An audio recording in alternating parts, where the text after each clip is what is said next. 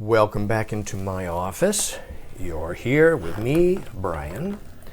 We're going to look at this monumental 2-volume set, The Art of the World, issued for the Columbian Exposition in Chicago.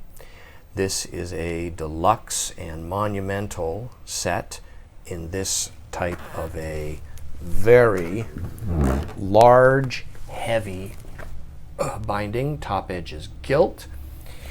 Actually, all the edges are gilt. The front cover has a nice gilt pictorial device of Christopher Columbus. The end papers are hand marbled. And this is a profusely illustrated set. 1895, it says right here, Art of the World, for art that was shown at the World's Columbian Expo. And here are a list of the photogravures, the typogravures in color, more typogravures here in color than the more black and white typogravures, as well as portraits of officers and artists. And here's a list of all the sculpture and architecture. What's interesting is that these color views many of them are set within these frames that the publisher mats rather, that the publisher has inserted around the image. These photogravures or typogravures or rotogravures, it's a very similar method of image reproduction, are printed on heavy paper separately with tissue guards. Here is another one of those with the matting, the color typogravure. There's a picture of one of the artists right there. And so it goes all throughout the set. Here is a rotogravure or typogravure with a tissue guard, followed by yet another one of the color with the mat. And there's a Winslow Homer name right there for this image here. Great watercolorist and wood engraver, Winslow Homer was. He actually was an outstanding painter, perhaps even more so than a wood engraver in my opinion. But here we are again, like so.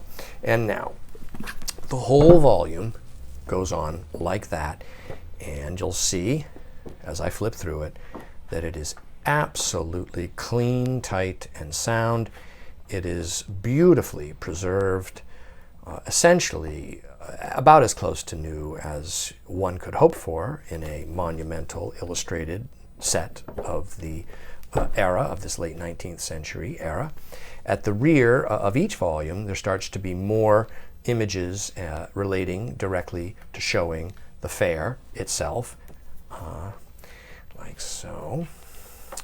Here is a printed color plan of the central pavilion where art was shown. And there's another nice, fine photogravure type image. Here's another offset. You'll notice that one was toned. Yeah, it's an interesting variety. Oh, that's very nice, very nice. A wide variety of printing types and images. Here we are looking from the Ferris wheel. There is the Ferris wheel. And here we have volume 2. You'll notice that the leather is very clean. It's rich, it's supple, it's embossed in blind with a globe atop what appears to be a Corinthian column there. Gilt lettering, very ornate, very attractive. And again, same sort of condition internally, just clean, tight, and sound like this with all of the color plates and photogravures. It really is just a monumental set. The set must weigh 30 pounds. It's really kind of a fascinating cultural thing to think that this would have been a very expensive set in its day, really expensive, like perhaps the equivalent of at least $500 today, maybe $1,000. Like this is really the top of publishing before you start to get into, say, atlases of the world with all hand-colored plates. But even still, this is a production which is utterly unique to this time era. And so there it is. And if it interests you, this set is available online from me, Brian DiMambro.